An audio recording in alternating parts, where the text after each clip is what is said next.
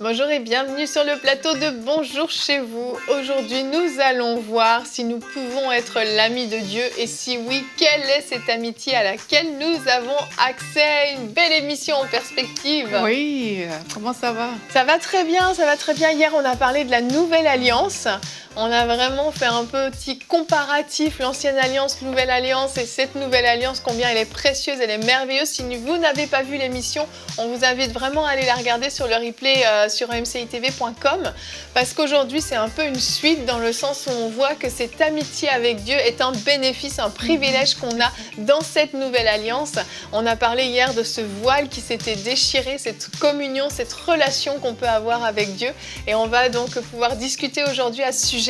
Et chérie, tu vas faire une rubrique conseil du coach tout à l'heure. Oui, et je vais parler de donner quelques conseils pour développer une amitié avec la personne du Saint-Esprit. Ouais, ça, c'est génial, c'est un très très bon thème et je pense qu'il y a plein de gens qui ont hâte d'entendre tous ces conseils parce des fois on a l'impression qu'on passe à côté de ce qu'on pourrait vivre avec le Saint-Esprit. On n'est pas assez proche de lui, on entend des fois des expériences que d'autres ont vécues, mais avec tes conseils, je pense que certains vont se rapprocher du Saint-Esprit. On commence tout de suite cette émission avec la pensée du jour.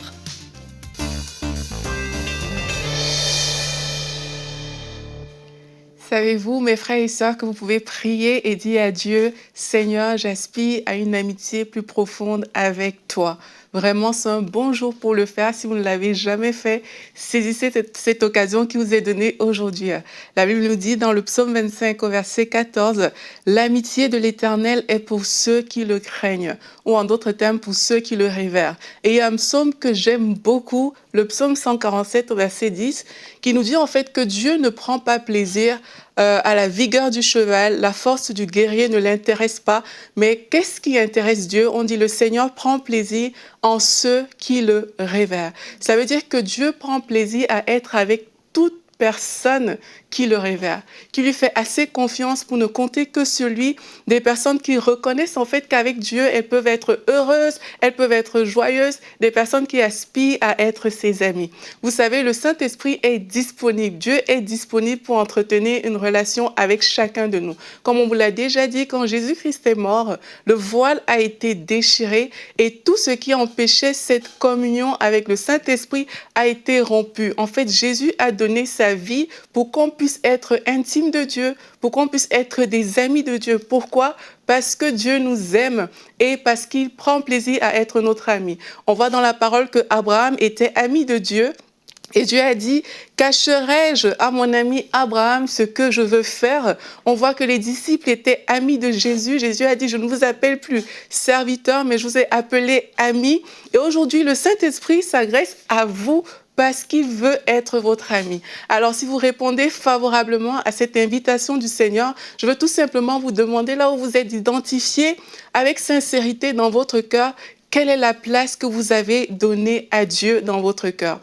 Ne répondez pas juste avec votre bouche, mais demandez même au Saint-Esprit, Seigneur, montre-moi comment je te vois vraiment. Pour certains, vous allez voir que peut-être vous voyez Dieu juste comme le Sauveur, celui qui fait plein de bonnes choses pour vous, mais vous ne faites pas forcément des choses pour lui faire plaisir. D'autres, vous allez vous voir juste comme un serviteur. Vous faites beaucoup d'activités pour Dieu, mais il se trouve qu'il n'y a pas cette intimité. Pour certains encore, un jour, vous êtes de grands amis avec Dieu pendant une saison et dans une autre saison, il n'y a plus du tout de relation et pour certains, peut-être vous n'avez pas de relation du tout avec Dieu, mais sachez que Dieu veut rétablir cette situation, mais ça ne tient qu'à vous. Il vous suffit de décider d'aller plus loin dans cette amitié avec le Seigneur. Il veut avoir cette communion permanente. Il veut vous appeler ses amis. Dieu veut pouvoir dire, cacherai-je à Aurélie ce que je vais faire? À vous, vous pouvez mettre votre nom, ce qu'il veut faire. Vraiment, décidons aujourd'hui de ne pas rester enfermés dans un cadre avec le Seigneur. Il y a beaucoup de personnes qui se battent dans la vie pour être amis avec des grands rois, des chefs d'État, des gens puissants. Alors, imaginez ce que ça peut être que d'être l'ami du roi des rois, l'ami du Dieu tout-puissant. Il n'y a pas mieux vraiment que d'être l'ami de celui qui gouverne le monde. Alors vraiment que cette prière habite votre cœur en permanence. Seigneur, j'aspire à être ton ami. Amen, Seigneur, j'aspire à être ton ami, que ce soit la prière de votre cœur. Et certains nous écoutent peut-être et sont à la limite d'être offusqués par ces propos, de dire on peut être ami de Dieu, comme si c'était irrespectueux finalement, comme si Dieu était trop grand, trop puissant, trop saint, trop majestueux pour qu'on soit amis. Notre verset du jour est dans le psaume 25 au verset 14, vous allez voir ce qu'il dit. L'amitié de l'Éternel est pour ceux qui le craignent. J'aime beaucoup ce verset qui replace en fait l'amitié, parce qu'on a peut-être une mauvaise notion de l'amitié, mais une amitié qui est saine, qui est pure, qui est belle, selon le cœur de Dieu, c'est qui le craignent, c'est-à-dire qui le respectent, qui respectent énormément Dieu, qui sont soumis à Dieu, qui ont vraiment cette sainte crainte de savoir que Dieu est tout-puissant, que Dieu est majestueux, oui, et je peux être son ami. Cette amitié est disponible pour ceux qui ont cette attitude de cœur, et Dieu apprécie justement ceux qui le craignent, ceux qui savent qui il est réellement, et c'est avec ces enfants-là qu'il veut créer cette relation. Et je pense que ça peut aider les gens à comprendre justement cette notion d'amitié, à pas se braquer sur une amitié, voilà, on est potes, et puis qui a l'air de mépriser un peu la grandeur de Dieu. Je pense que ça peut vous aider à la maison si vous avez ce petit souci de compréhension. Oui, on n'est pas en train de parler ici de familiarité, justement, parce que quand on parle de ceux qui craignent Dieu, c'est vraiment, comme tu dis, ces personnes qui ont un honneur avec Dieu. Maintenant, là où moi je trouve que Dieu est vraiment extraordinaire, c'est que normalement, quand quelqu'un est aussi grand, il n'y a qu'à voir les rois de la terre. Tu ne peux pas justement avoir cet accès aussi familier, en fait. Cette proximité. Mais Dieu l'a ouvert. Dieu l'a vraiment ouvert pour chacun de nous. Et Dieu lui-même, il y tient. Il tient. Et Dieu ne nous demande pas de faire les choses qu'il ne fait pas pour nous, en fait. Et ça, c'est quelque chose qui est important parce que les caractéristiques d'une amitié, c'est quoi? C'est le contact facile. C'est qu'on peut se parler, on n'a pas peur d'être jugé, tu peux t'ouvrir. La communication est simple, en fait. Elle est évidente et elle est facile. Et Dieu a permis qu'il en soit ainsi avec lui. Certaines personnes se privent de cette amitié justement parce que, oh, c'est Dieu, on ne le voit pas, etc. Et du coup, on ne veut pas entretenir cette relation, mais Dieu a permis qu'on puisse le faire. Et moi, personnellement, il y a une chose que j'aime beaucoup, c'est les temps que je passe avec Dieu, vraiment. Parce que dans ces temps-là, effectivement, non seulement moi, je peux parler à Dieu, je peux m'ouvrir, etc. Mais Dieu me parle. Il me parle aussi. Pourquoi? Parce qu'il n'est pas resté le Dieu lointain que beaucoup de gens connaissent, mais il est le Dieu qui peut me parler de tout, pas des choses seulement ultra importantes de la vie, mais de tout, on peut parler avec Dieu. Et ça, c'est pas quelque chose qui s'achète, c'est quelque chose qu'on vit, en fait. Et c'est à ça que nous tous, on devrait aspirer. Amen. Ouais, moi, je me dis que l'amitié, on peut être serviteur de Dieu, mais on peut ne pas être son ami. On peut être fils de Dieu, encore mieux qu'ami, enfin en tout cas dans la position civile, mais on peut être fille de Dieu, mais on peut ne pas être son ami. Et peu importe en fait qu'on soit fille de Dieu, on a accès à tout un tas de privilèges, son amour, mais il y a un degré de relation qui est encore réservé uniquement à des amis. Et Jésus l'a dit, je ne vous appelle plus serviteur, mais je vous appelle ami, parce qu'un serviteur ne sait pas ce que fait son maître. Donc Jésus va définir le degré relationnel de l'amitié comme l'un des degrés les plus élevés de relation qu'il peut y avoir, de communion en fait. Et Dieu, on est ses enfants, mais il veut qu'on arrive au stade où on devient ses enfants chéris, qui sont aussi ses amis. C'est-à-dire que Jésus a dit, l'ami, c'est celui en qui, moi, Jésus-Christ, je me confie. Je vous confie mes états d'âme, je vous confie mes fardeaux, je vous confie mes secrets. C'est pour ça que dans le jardin de Gethsémani, il a dit aux 3 amis, Pierre, Jacques et Jean, mon âme est triste jusqu'à la mort. C'est pour ça qu'il a confié sur le mont de la Transfiguration, Pierre, Jacques et Jean, son expérience intime où Élie et Moïse sont venus, où le Père... Donc en fait, c'est ça qui est extraordinaire. Et quand on réalise ça, souvent on se dit, bon, ma relation avec Dieu, ça consiste à l'adorer, ça consiste à lui donner des choses. Mais imaginez, quand on devient ami de Dieu, c'est plus nous qui allons vers Dieu, c'est Dieu qui vient vers nous. Wow. Et quand on vit ça, quand le Seigneur vient nous visiter la nuit, mon ami, viens, j'ai quelque chose à te dire. J'ai un fardeau à te partager, j'ai une révélation à te donner. Ça me... Quand Dieu devient ton ami, qui vient, lui, te confier des choses, et c'est plus toi qui te confie les choses. Ça, c'est génial. Ça, c'est le niveau d'excellence dans la communion qu'on doit chercher, devenir ses amis en qui il se confie. Et ça se demande à Dieu et c'est vraiment... En fait, c'est plus simple qu'on ne le pense. J'ai envie de dire ça aux personnes qui nous écoutent aujourd'hui. C'est que beaucoup de personnes, à cause justement du background qu'elles ont, pensent que voilà, c'est difficile parce qu'on ne voit jamais, etc. Mais par rapport à ce que Michael disait, même notre verset du jour, dans une autre version, c'est écrit « Les secrets de l'Éternel sont pour ceux qui le craignent ». Donc, ça veut dire que Dieu veut vraiment nous donner ces secrets-là.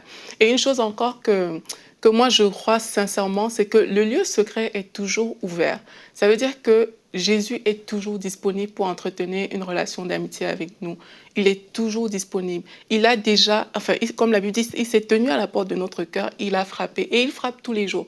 Il n'a pas frappé un jour et il est parti. Tous les jours, il est là, il frappe parce qu'il veut cette communion. Il veut qu'on se rapproche de lui. Et c'est nous, maintenant, qui parfois ne sommes tellement pas conscients de ces choses qu'on se permet de vivre et d'oublier, en fait, tout simplement la présence de Dieu. Mais vraiment, quand on réalise que le Seigneur est là et il est toujours prêt.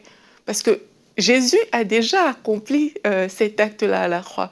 L'acte qui nous libère, la communion, est déjà fait, en fait. Ouais. Donc la communion est toujours disponible. L'amitié est toujours disponible avec Dieu. C'est vraiment à nous de sortir du cadre dans lequel on a placé Dieu, sortir du cadre du serviteur, sortir même du cadre de la relation qu'on pense avoir qui est bonne aujourd'hui. Parce qu'avec Dieu, il y a toujours moyen d'aller plus loin. Le jour où j'ai fait la prière pour dire « Seigneur, je veux te connaître et je veux que toi, tu ailles plus loin. » Que là où je n'ai l'accès que je n'ai jamais donné à quelqu'un, je veux que toi, tu aies cet accès. Et je veux avoir des accès de toi que je ne connais pas encore. Je veux te découvrir comme un ami. Moi, je sais que ce jour-là, franchement, mes prières ont commencé à changer d'abord. Avant, c'était des prières où, tu pries, etc. Mais mes prières ont commencé à avoir un accent très intéressé par la personne de Jésus-Christ. Ma façon de lire la Bible a complètement changé. Je ne lisais plus la Bible juste comme ça parce que ça doit me nourrir. Je lisais la Bible pour découvrir le cœur de Jésus. C'est ça. Parce que c'est ça qui a commencé à m'intéresser. Mais c'est parti de cette prière. Mais avant, je vivais normalement, j'étais chrétienne et tout. Mais cette prière-là a changé beaucoup de choses. Ma façon de prier, la lecture de la Bible, ma façon de voir les gens, ma façon de servir Dieu a complètement changé. Et là, j'ai découvert que, mais tiens, je ne sers pas juste parce que c'est écrit et qu'il faut servir, mais je fais des choses aujourd'hui parce que Dieu m'a dit. Et il m'a dit ça où? Dans la relation que j'ai avec lui. Plus juste parce que c'est écrit dans la Bible, comme d'habitude, j'avais cette habitude de lire, mais parce que le Seigneur m'a donné des secrets. Il m'a dit des choses précises. Il m'a dit, OK, fais ça. Donc, on comprend mieux pourquoi on fait des choses. C'est plus juste une relation, entre guillemets, morte. Oui, effectivement. Mais c'est comme si on comparait ce que certains peuvent vivre avec des idoles, en fait, des faux dieux. Dans certains pays, ils vivent des rituels, ils vont peut-être allumer des bougies, ils vont peut-être faire des offrandes, ils vont faire monter des prières, des demandes, des choses. Et cette relation s'arrête là, en fait. Parce qu'effectivement, il n'y a pas ce côté échange, il n'y a pas la relation dans le sens inverse. Et nous, ce privilège qu'on a avec le seul et unique vrai Dieu, c'est d'avoir effectivement cette communion communion. Moi, je me souviens quand j'étais petite, je lisais l'Ancien Testament avec mes parents le soir et je me couchais le soir et je me disais Seigneur, pourquoi avant dans l'Ancien Testament tu parlais comme ça et maintenant tu parles plus? Eh bien la bonne nouvelle c'est que Jésus parle encore plus qu'avant parce que comme on l'a dit hier, dans cette nouvelle alliance, on a accès à une nouvelle relation et on a parlé hier du baptême du Saint-Esprit. On va voir comment on peut, dans la rubrique conseil du coach, bâtir cette relation, développer cette relation avec le Saint-Esprit.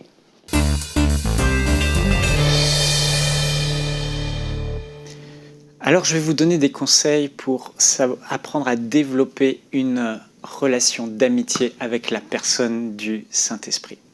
Alors, pour commencer, il faut déjà savoir pourquoi développer une relation, pourquoi c'est important. Parce que tout simplement, tout va changer dans votre vie dès lors que vous allez commencer à considérer le Saint-Esprit et avoir une communion avec lui. C'est ce qui s'est passé dans ma vie. Récemment, il y a encore un jeune homme qui s'appelle Naya, que j'ai croisé en Guyane et qui m'a dit « Pasteur Michael, je suis tombé sur un de vos enseignements sur YouTube par rapport au Saint-Esprit, mon ami. Je ne vivais rien, j'essayais de gagner des âmes, je n'arrivais pas à gagner des âmes, j'essayais de guérir les malades, je n'arrivais pas à guérir les malades, les révélations étaient rares dans la parole de Dieu. Et lorsque j'ai compris que le Saint-Esprit était là pour m'aider, qu'il était là comme l'ami que Jésus m'a laissé, le conseiller, l'associé que Jésus m'a laissé, tout a changé dans ma façon de penser et j'ai commencé à entretenir une relation avec lui et depuis les âmes se convertissent, j'ai des paroles de connaissance pour les gens, j'ai des visitations du Saint-Esprit, j'ai des dons spirituels et ben voilà, c'est exactement la raison pour laquelle vous devez avoir cette relation avec le Saint-Esprit parce qu'il va littéralement changer toute votre vie chrétienne et c'est exactement ce qui s'est passé aussi pour moi. Lorsque je l'ai rencontré, j'avais l'impression parfois que j'avais un ciel fermé au-dessus de la tête, je priais pour les gens, il ne se passait rien.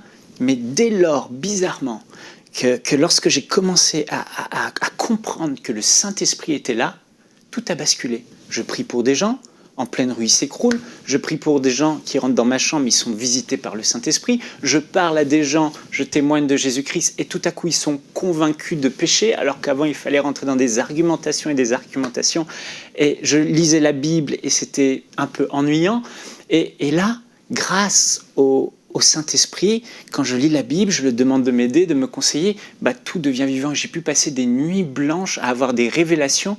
Mais qu'est-ce qui s'est passé? Qu'est-ce qui a changé? Simplement, j'ai commencé à compter sur l'ami qui était à mes côtés, le Saint-Esprit que Jésus m'a laissé. Et je veux vous encourager, j'ai mis sur le visuel qui apparaît à l'écran les références. Donc là, ce qui a changé dans ma vie, c'est 1, la révélation de la parole de Dieu, lisez Jean 14, 26. Les convictions de péché, lisez Jean 16, 8. Les visions et les dons spirituels, lisez Actes 2, 16. Vous verrez comment lorsque le Saint-Esprit vient sur une personne, il y a la manifestation des dons spirituels, les visions, les songes, les prophéties, etc. Lisez Actes 1, 8. Vous verrez comment le Saint-Esprit fait vivre Christ en vous et Christ manifeste ses œuvres et il manifeste les pensées du Père. Et vous verrez dans Romains 8, 26 comment le Saint-Esprit vous aide dans vos temps de prière et ça devient vraiment des temps délicieux où il vous amène dans des endroits où vous n'aurez jamais imaginé dans la prière parce qu'il intercède pour vous par des soupirs inexprimables. Alors j'aimerais juste vous dire, mais comment faire sans le Saint-Esprit? C'est ennuyeux et c'est très compliqué de porter du fruit. Tellement de serviteurs de Dieu ont vu des changements aussi, David Yonguicho, Ricardo Rodriguez et j'en passe. Leur ministère a pris toute une autre tournure, des âmes et des fruits extraordinaires ont commencé à se manifester parce qu'ils ont rencontré le Saint-Esprit. Jésus a dit dans Jean au chapitre 16, verset 7, c'est important de le comprendre, il a dit à ses disciples, avant de partir à la croix, il allait mourir, ressusciter, s'asseoir à la droite du Père. Je vais vous dire la chose la plus importante. Il va leur dire, votre cœur est triste parce que je vous ai dit que je pars, mais ne soyez pas tristes, car si je ne m'en vais pas, car il vous est avantageux que je m'en aille. Il vous est avantageux que je m'en aille, parce que si je ne m'en vais pas, je ne vous enverrai pas le Saint-Esprit, mais si je pars, je vous enverrai la promesse du Père, le merveilleux, le glorieux, le précieux, ami, Paraclétos, le Saint-Esprit. Jésus l'a appelé Paraclétos. Donc imaginez-vous la scène. Jésus dit, je pars. Les disciples sont tristes. On perd celui qui donnait notre crédibilité. On perd celui qui nous disait où aller. On perd celui qui nous dirigeait. On perd celui qui pourvoyait à nos besoins. On perd celui qui nous donnait la puissance et l'autorité. Mais Jésus dit, ne vous inquiétez pas, moi je pars, mais je vous envoie quelqu'un et ce sera encore mieux votre condition que quand j'étais avec vous. Donc ça veut dire quoi? Ça veut dire que le Saint-Esprit va vous permettre de vivre exactement tout ce que les disciples vivaient lorsque Jésus était physiquement avec eux. Et Jésus a dit encore mieux. Alors voilà, on a besoin du Saint-Esprit. J'aimerais juste poser une fondation essentielle avant de vous donner 4 conseils. La première, c'est que cette fondation essentielle, c'est que le Saint-Esprit est une personne. Le Saint-Esprit n'est pas un vent, il n'est pas une machine, il est réellement une personne.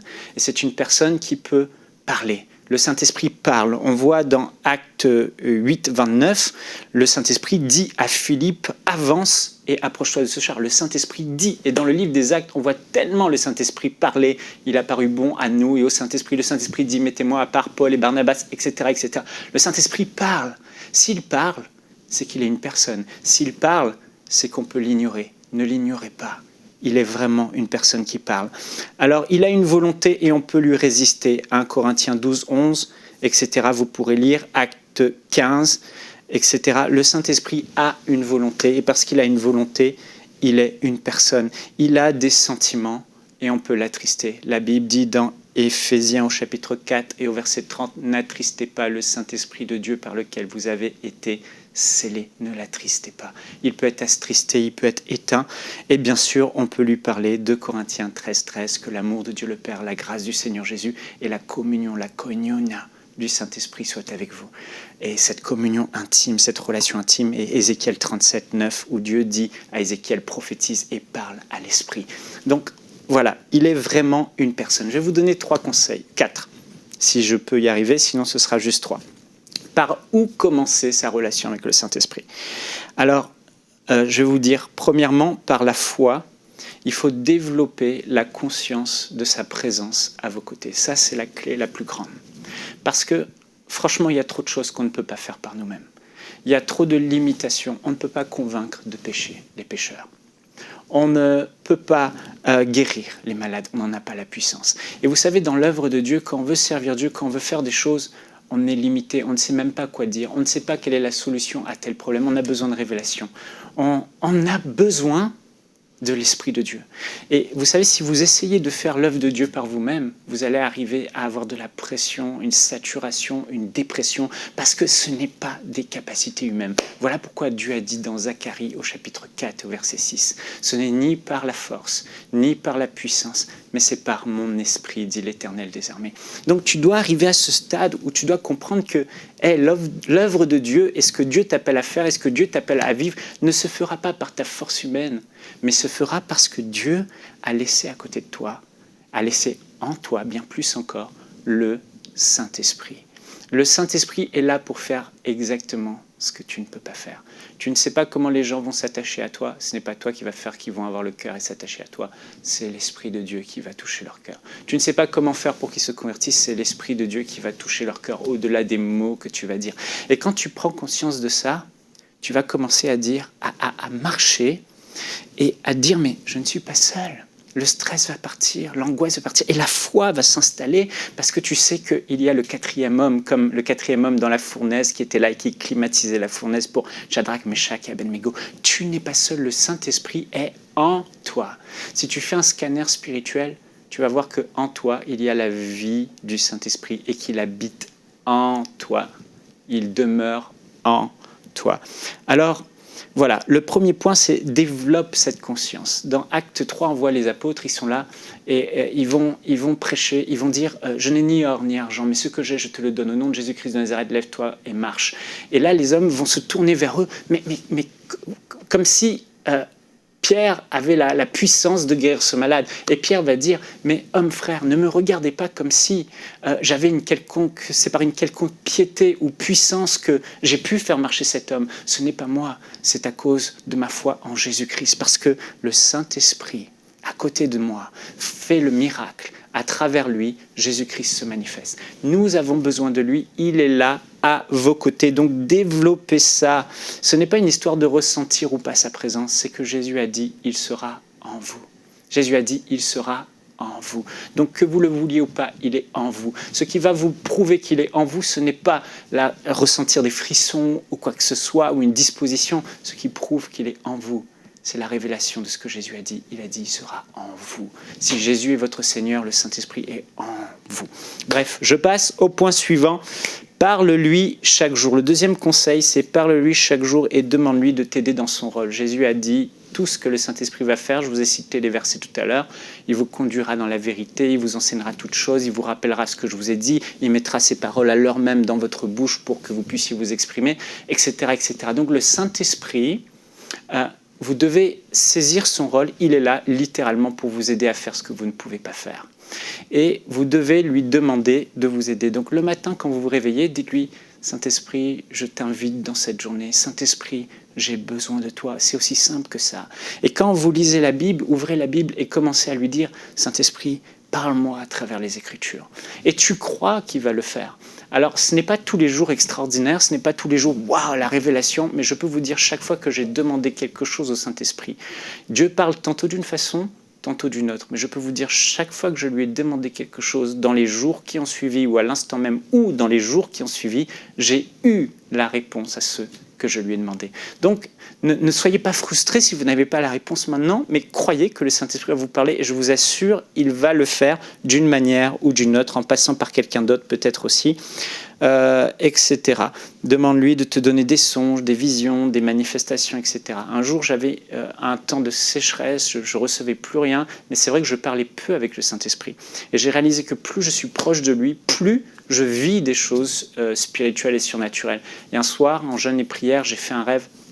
Et dans ce rêve, j'ai vu un ange, je ne sais pas si c'était un ange ou si c'était le Seigneur Jésus, mais un être rempli de lumière me dit « Restaure ta communion avec le Saint-Esprit ». Et j'ai entendu Zacharie 4,6. Et c'est ce fameux verset que je vous ai lu tout à l'heure, ni par force, ni par puissance, ni par le Saint-Esprit. Et quand vous le faites, vous avez cette relation avec lui, vous commencez à revivre les choses de l'Esprit, tout simplement parce qu'il est là. La troisième chose, troisième conseil et dernier conseil que je vais donner pour aujourd'hui, c'est n'attriste pas le Saint-Esprit en sanctifiant ta vie. J'aimerais dire que c'est même le début de la relation avec le Saint-Esprit. Le Saint-Esprit est saint, le Saint-Esprit, et il déteste le péché. L'environnement du péché, il ne l'aime pas. Alors, l'apôtre Jacques va dire, je vous dis ça, Jacques chapitre 4, verset 4, « Adultères que vous êtes, en parlant à des chrétiens, ne savez-vous pas que l'amour du monde est inimitié contre Dieu? Celui qui veut être ami du monde se rend ennemi de Dieu. Croyez-vous que l'Écriture parle en vain? C'est avec jalousie que Dieu chérit l'Esprit qu'il a fait habiter en vous. » Donc, on doit chérir le Saint-Esprit. Le Père lui-même chérit le Saint-Esprit. Il l'aime tendrement et parce qu'il l'aime, il va chercher à lui être agréable. Donc, si vous voulez développer une relation avec le Saint-Esprit, commencez à le chérir, à vouloir lui plaire, à vouloir à l'aimer. Et pour ça commence parce qu'il est totalement saint, sanctifiez votre vie, sanctifiez vos cœurs. L'apôtre Jacques va continuer, il va dire « Approchez-vous de Dieu, hommes pécheurs, nettoyez vos mains et purifiez vos cœurs. » Donc vous devez sanctifier votre cœur. Le Saint-Esprit déteste la colère, l'animosité, la rancœur, le manque de pardon, les critiques, les jalousies et toutes ces choses. Purifiez vos cœurs de tout ça. Il déteste l'immoralité sexuelle. Ne savez-vous pas que vos corps sont le temple du Saint-Esprit? Donc nettoyez vos mains, c'est purifier votre corps loin de l'impudicité et purifier vos cœurs, c'est vraiment libérez-vous de toutes ces mauvaises choses à l'intérieur. Et là, vous commencerez à vivre des choses avec le Saint-Esprit. Donc j'espère que ces conseils vous ont été utiles et que Dieu vous bénisse. Merci, waouh! Mais oui, ces conseils ont été plus qu'utiles, c'était une vraie bénédiction et je crois que vous avez saisi quelque chose à la maison et que vous allez pouvoir développer cette relation extraordinaire avec le Saint-Esprit. Donc merci beaucoup chérie pour ce conseil du coach et nous allons nous retrouver demain. Notre thème sera « Connais-tu la force d'influence que Dieu t'a confiée ?» Et oui, vous êtes des hommes et des femmes d'influence et vous avez un rôle d'influence à jouer autour de vous. Et nous aurons un invité avec nous, le pasteur Ben Aguila, qui va faire une rubrique famille sur l'importance d'un père. Une très belle émission qui nous attend demain. À demain et bonjour chez vous.